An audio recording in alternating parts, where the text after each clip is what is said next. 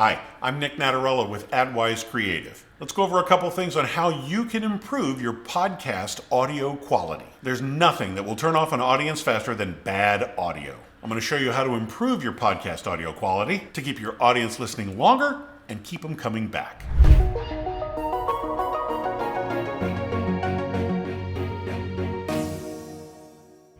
So what's the one thing that will sync your podcast the fastest? Well, let's touch on that in just a second. We'll go over a few tools to help your editing and the tip that a lot of podcasters haven't even heard of. See what I did there?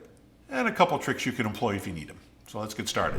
So here's some basic editing tricks and tips for you.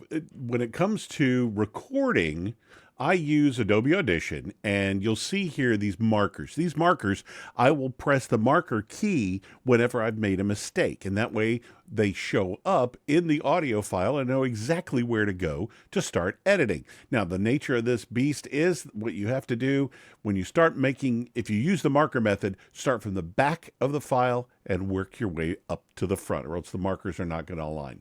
Do that once and you'll know exactly what I'm talking about. So let's start here. Here's the first mistake. If you'd like more information about, if you're like, oops, you can check it out here. All right. So if you'd like more information about the proposal system referred to in this podcast episode, you can check it out in the link below. All right, so let's just get rid of that whole thing. This is the flub. This is what I'm going to end up keeping. So let's zoom in here. This is a breath. And what I'm going to do is, you can see, like right between the breath and the speaking is this little tiny dip right in there. So I'm going to start there, and I'm going to go to here. I'm going to find that breath and go right in between there. And we're going to highlight this, bring it over to here, and then simply delete it. And now we have exactly the audio that we want. Next week, we'll dig deeper into gathering information. If you'd like more information, there you go. All the flubs are gone. And you do that throughout the entire file, and you'll be squared away. Now let's get into some of the things that you can do to modify the sound. Let's flip over to the multi-track. And this is the edited file, completely and totally done. What I've done here is, this is another template right here. Here's the intro, here's the outro, and then here's the episode we just dropped into the middle. First thing you can do is EQ. Now, what is EQ? EQ will set up various frequencies and make them louder or softer.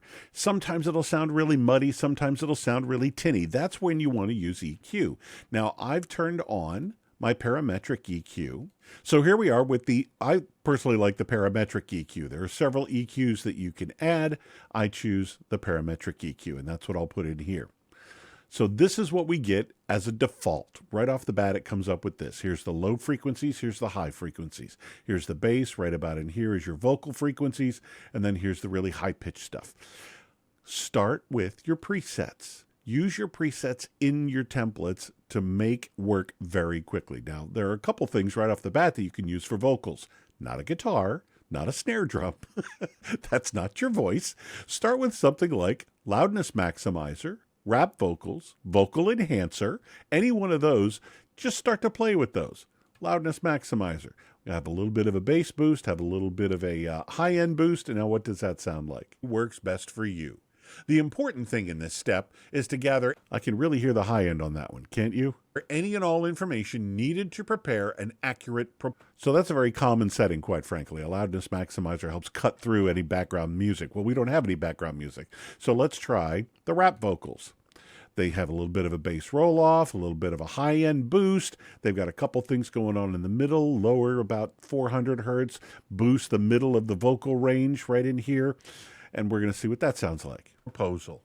It can be handwritten on a printed out bid sheet template, or it can be still a little bit of a high end. You have a little bit of a bass roll off. Now let's try that last one, the vocal enhancer. This is also a very common setting. A little bit more of a bass roll off. You see all this space now has been taken out. This is a little bit more of a dip. This is about the same boost, but notice your high end starts a lot sooner. Okay, let's listen to that one. One, gathering information. Gathering the right information. Now, there seems to be a little bit of bass that's too much bass is gone. So what I'm going to do is I'm going to take that and I'm going to back it off a little bit until my voice sounds more natural, but yet I still have a lot of this gone. You ready? Information correctly and effectively is crucial to preparing an accurate and thorough proposal. Once you've been contacted by it, there we go, that sounds better. Now here, what I can do is, and I don't like that much high end, so I'm going to bring that down a little bit.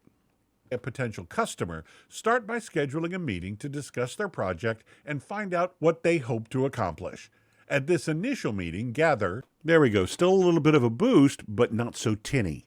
I like that, and what I'm going to do is save that, and I'm going to call this Nic's Vocal Enhancer. And I can come back to this whenever I want and use it, and again, I might have to tweak it a little bit, but 99% of it is there and ready to go. Now, the other thing to do is compression. That you will find under your dynamics. Amplitude and compression come under dynamics right there. And here's the compressor. Again, start with what's already there. Hard, medium, soft. Any one of those. Let's start with the soft compression. Here's your compression. You don't even need to look at this one or this one. You're going to be mainly working here. There are 3 elements here. 4, actually. There are 4 elements here. You're only dealing with this, so don't let these others distract you. So let's hit play. Correctly and effectively is crucial to preparing an accurate and thorough proposal. It's on. Once you've been contacted by a... Not a lot going on. You see how this is barely even moving? So let's go to medium compression and see what we get. Potential customer, start by scheduling a meeting to discuss their project and find out what they... And now notice this is all the way down here as well. Your volume has been cut. Well, that's what this makeup volume is for. If we like the way this sounds, we can boost it and get it back up into this range with that dial right there. Now let's try the hard compression. We hope to accomplish. At this notice they've really cranked it up already, and this is really kicking in big time. That's a little too much for me. So I'm going to go back to medium, and I'm probably going to raise this to get it back up, get our volume back up into here. Initial meeting, gather measurements and dimensions, existing and new. Building materials, existing and new. Pictures of pertinent areas and existing. You want to be at least a -10. Get it back up to about -10, between -10 and -5. That still gives you some headroom to play with and maneuver, and that still sounds good. So I can do the same thing here. I can call this Nic's medium compression, and I will always have it. I'll always have it here ready to go. And that's about all you really need to do here. And again, there's a big debate. Do you do the compression before the EQ or the EQ before the compression? Again, play with it. Find the 2 that work for you, and you can simply swap them around. Now I've got the EQ before compression. Instruction. Customers' design ideas. Notice how much louder it is. Now I'm going to move it back to the way it was. And finishes. The information gathered at this meeting. So whichever one ends up working for you and the way you want to do it, that would be the way to set it. Again, save all of this so it's all set and ready to go into your podcast template, and you have this just drop, make a few adjustments, and you can mix it down and be done. It'll save you a lot of time. Does this make sense? Do you want a deeper dive into EQ or compression? There's plenty of it. You can really get into it. If there's something that you want to hear about, just down below in the comments, what do you want to hear? More about EQ, more about compression, more about editing. Just let me know. I read all the comments and we'll get you a new video. A couple other tricks outside of the program. First of all, when it comes to recording, what we tend to say in the voiceover world is your recording is 10% microphone, 90% room treatment. So it really comes down to your environment more than anything. And also in the movie world, they say a movie is 51% audio. So that should tell you how important audio is to such a visual medium. And it really starts in your environment. Get a good mic. Get one that works for you. You don't have to blow the budget on it. You can. Trust me, they're out there. But really focus on your room. I'm sure you've seen the studio foam and the stuff on the walls and stuff like that. You can go crazy with that stuff. Or you can do something very simple by just taking some type of a frame or whatever and throwing a moving blanket over it. That's easy. Any kind of blanket. In fact, I know some guys who are in the voiceover world. They got to take a vacation from time to time, but every once in a while they got to do a little work while they're on the road. They will literally, in the hotel, set up the microphone on the bed, put pillows around it, and then throw a blanket over their head and just record the lines that they need to record. It's that simple. It gets a little hot under there if you're especially getting into some type of long form narration, but it can be done. Another way is if you just check out Pinterest for vocal booth. There are ways to set up a PVC frame that kind of looks like a telephone booth. Set it up like a giant box and then throw the blankets over it and put a light underneath of it, and you're good to go. Whatever it is that you can do to deaden that sound, to deaden that reflection all around the room is going to come to your advantage. And another great place is your closet. Do you have a walk-in closet?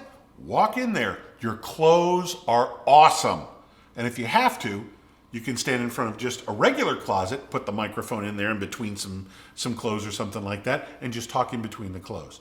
Anything that you can do to help deaden that sound and get you a much cleaner presentation to start with is going to help your editing and all the processing that you need to do. It's going to bring it down to a minimum. A couple things that you can toss in there that sound really good to really help your recording. Number one, background music. A lot of people are now starting to put background music behind their podcast. You can do that. I would caution you, do not use copyrighted music. Copyrighted music is anything that you would hear on the radio or something like that. You want to get specifically production music, music that's made for commercials or background music or something like that. There are a lot of places that you can get like a monthly or annual subscription, but for your podcast, find the ones that have music by the download. And we're talking anything from $1.50 to $10, and you're set. You can use it as your background music and you're good to go. Same thing for sound effects. Again, a lot of sound effects have been produced for sound effects purposes. That doesn't necessarily give you the license to use them. You do have to pay for it 9 times out of 10, but again, we're talking pennies here on something very, very simple. And sometimes it adds that extra little nuance to your podcast. I've got a buddy of mine who starts off with a truck pulling up. He's in construction. Instead of background music, it sounds like he's pulling up to the job site. Well, I've got that license. I've paid for that. I can use it for my clients. Something very simple, and it's really cheap, and it keeps you out of jail. For your podcast, I do have a free gift for you. Something that will really help you wrap your head around what's really going on with your audience. Not just with what you're doing, but with your audience, and help you connect with them. It's called Engaging Your Audience, the 3 secrets to skyrocket your podcast success. There's a link down below in the description. Go ahead and snag your free copy right now. I'm Nic Natarella. Thank you for watching.